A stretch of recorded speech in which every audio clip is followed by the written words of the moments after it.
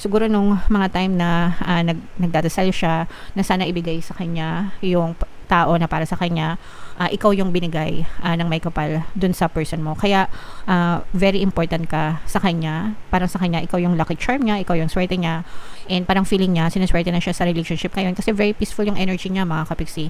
Very secured, very peaceful siya, panatag yung kalooban niya pagdating sa inyo, guys. Kaya meron ditong energy na engagement, mga kapiksi, kasi gusto na nitong person mo na para mag-level up yung relationship mo. Parang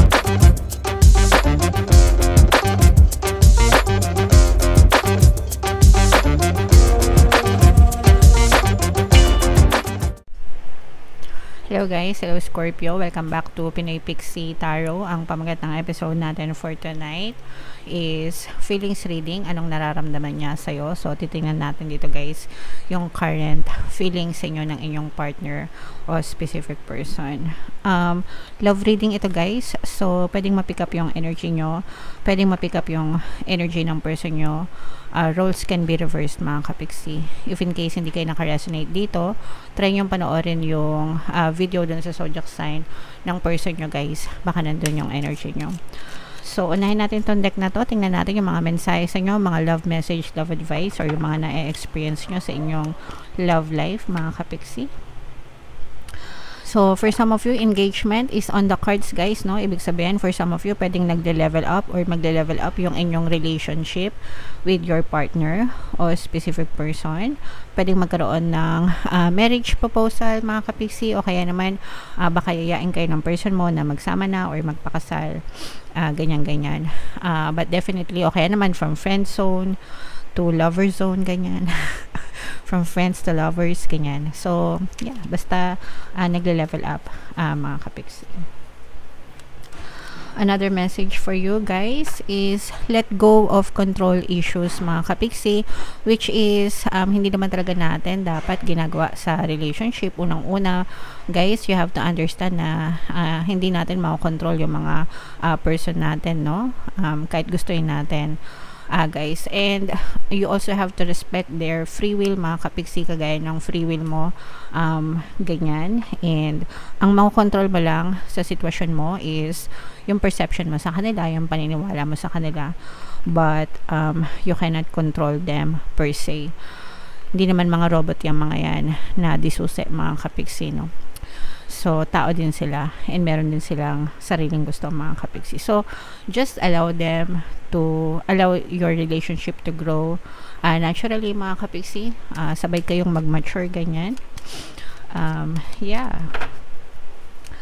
And another message, guys, is romantic feelings, no? So, your feelings are real and worth exploring. So, ibig sabihin nito, guys, mahal nyo talaga yung person nyo.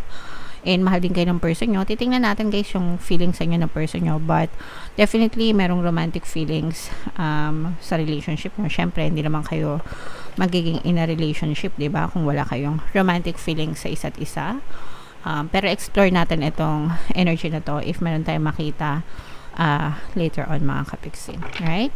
So comment down below, Scorpio, if feeling nyo naka-resonate kayo dyan sa mga messages na yan. Shuffle ko to guys. Habang sinashuffle ko to, panoorin nyo muna yung video natin regarding sa ating paano mag-manifest ng abundance video course. Kapiksi, sawa ka na ba sa mga struggles at hirap sa buhay mo? Masipag ka ba at masikap sa buhay ngunit hindi ka pa rin umaasenso? Ilang beses ka na bang nag-attempt magnegosyo at mag-invest pero palagi ka pa rin nalulugi? Sa pagkakataon na ito ay maaaring may subconscious beliefs ka na nagiging balakid sa iyong pag-unlad at pagyaman. Introducing, paano mag-manifest ng abundance video course.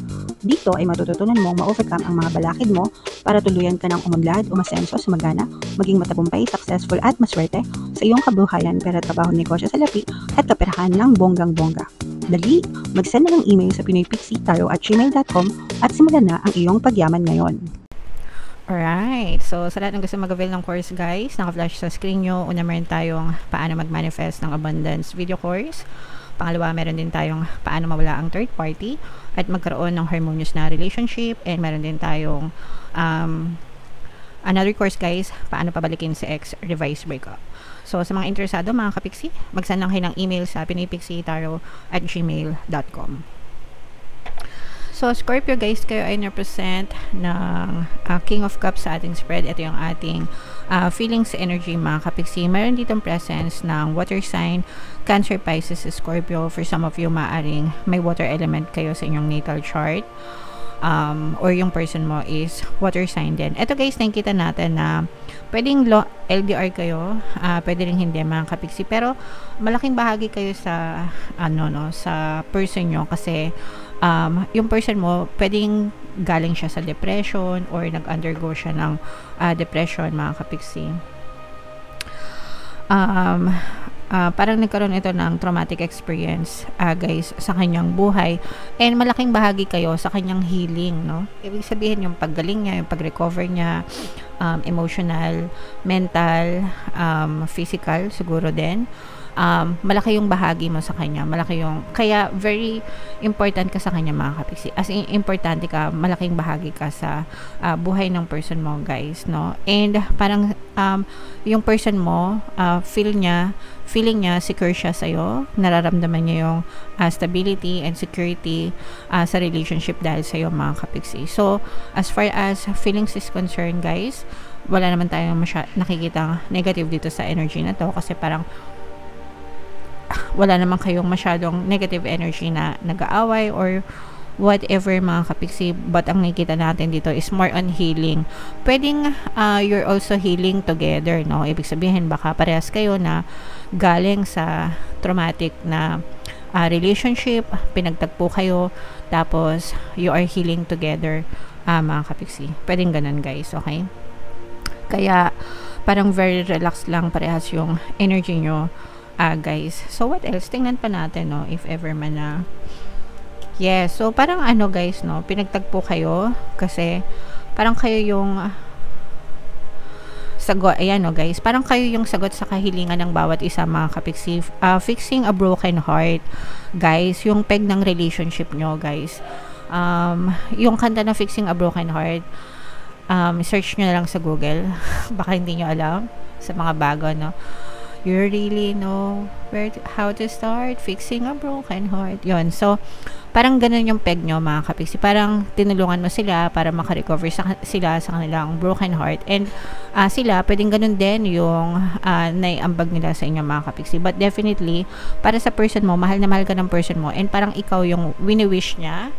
Siguro nung mga time na nagdadasal siya na sana ibigay sa kanya yung tao na para sa kanya, ikaw yung binigay ng may kapal dun sa person mo. Kaya very important ka sa kanya. Parang sa kanya, ikaw yung lucky charm niya, ikaw yung swerte niya, and parang feeling niya sinuswerte na siya sa relationship ngayon kasi very peaceful yung energy niya mga kapiksi. Very secured, very peaceful siya, panatag yung kalooban niya pagdating sa inyo guys.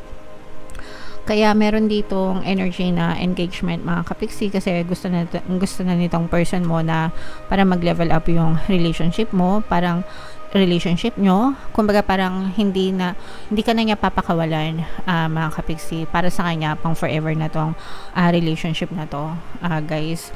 Parang sabi ko nga, no, ikaw yung naging sagot, pakiramdam ng person mo, ikaw yung naging sagot sa mga pinagdadasal niya pagdating sa relationship mga kapiksi. And dahil doon, unti-unti na siyang nakaka-recover sa buhay, unti-unti na siyang nakakabangon, nawala na yung mga emotional pain niya. Although for some of them, pwedeng nandun pa rin, parang hindi pa sila totally healed mga kapiksi, pero hindi na nila iniinda yung sakit. Ganun naman kasi yun guys, diba, pag nasugatan kayo, iba-iba siya ng healing process.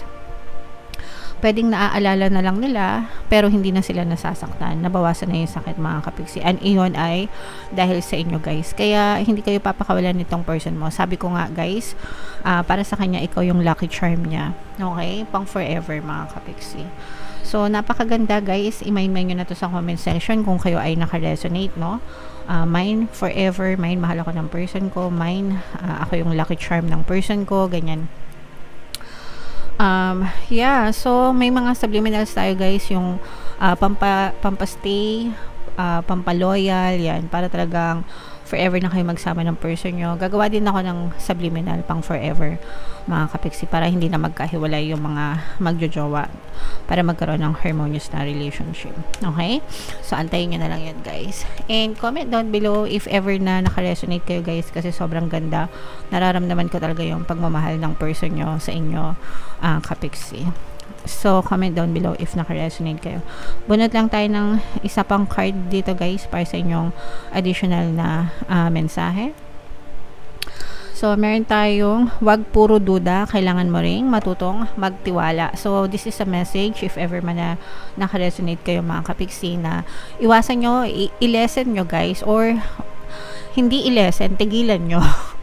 Tigilan nyo yung kakaduda dun sa person nyo. Always remember, guys, na whatever you focus on manifests, and your energy flows where your attention goes. Kung nasan yung focus ng attention mo, doon nagfo-flow yung energy nyo, mga kapiksi. And kapag nag-flow yung energy nyo doon, and naging dominant siya, yun din yung ma-experience nyo sa buhay nyo. So, kung nagdududa kayo sa person nyo, and nafo-focus doon yung attention nyo, yung energy nyo, kung ano yung pinagdududahan nyo, definitely, guys, talagang mapupush out siya sa inyong experience. Ibig sabihin, ma-experience nyo talaga yung mga pinagdududahan nyo doon sa person nyo. Kasi binigyan nyo sila ng energy, guys, no? Kaya kung ayaw nyo na ma-experience yung mga nega dun sa person nyo, yung mga negative circumstances, wag kayong mag-isip ng ganon in the first place. Imbis na gano'n yung isipin nyo yung mabubuti dun sa person mo, di ba? Yung lahat ng pwedeng magagandang isipin about sa person, about sa relationship, mahal ako ng person ko. Imbis na isipin nyo na, naku, baka meron siyang iba, baka niloloko niya ako, baka nagsisinungaling siya sa akin, baka hindi niya na ako mahal. Yung mga gano'n, di ba? Yan yung mga duda eh. Imbis na gano'n yung isipin nyo na lang na mahal na mahal ako ng person ko, ako lang para sa kanya, hindi niya kaya mabuhay nang wala ako, mabait siya, loyal siya, faithful siya sa akin, kahit di ko siya nakikita, ako lang yung laman ng isip niya, yung mga gano'n, di ba? Mas masarap kaya sa pakiramdam na mag-isip ng gano'n, di ba? Kayo ba, gusto nyo ba isipin na palagi na lang nanloloko yung person nyo? Syempre hindi, di ba? E di, imbis na gano'n, parehas lang naman yan state of mind, mga kapiksi, diba? So, imbis na negative yung isipin nyo, pag-isipan nyo na lang ng maganda yung person nyo, mga kapiksi, no? And huwag kayong magsawa, araw-araw gawin nyo, lalo na kung gusto nyo magbago yung relasyon nyo for the better. Araw-araw kayo mag-isip ng mabuti at maganda dun sa person nyo, hanggang sa yun yung ma-experience nyo sa inyong physical reality, mga kapiksi. So, tulungan nyo yung sarili nyo, guys, kasi wala namang ibang makakatulong sa inyo kundi sarili nyo. And tigilan nyo yung sufferings nyo. So, tigilan nyo yung kakakuda dun sa mga person nyo, mga kapiksi. Okay? Alright. So, yeah. Comment down below, Scorpio, if feeling nyo naka-resonate kayo dyan. For more tarot readings, guys, ito yung playlist nyo. Ito naman yung ating success stories ng paano mag-manifest ng abundance video course. Click here to subscribe, guys. Ito yung ating mga pampaswerte, relationship subliminals. Thank you for liking, sharing, and subscribing. See you again next time. I love you all, mga kapiksi. Have a nice day. Bye-bye.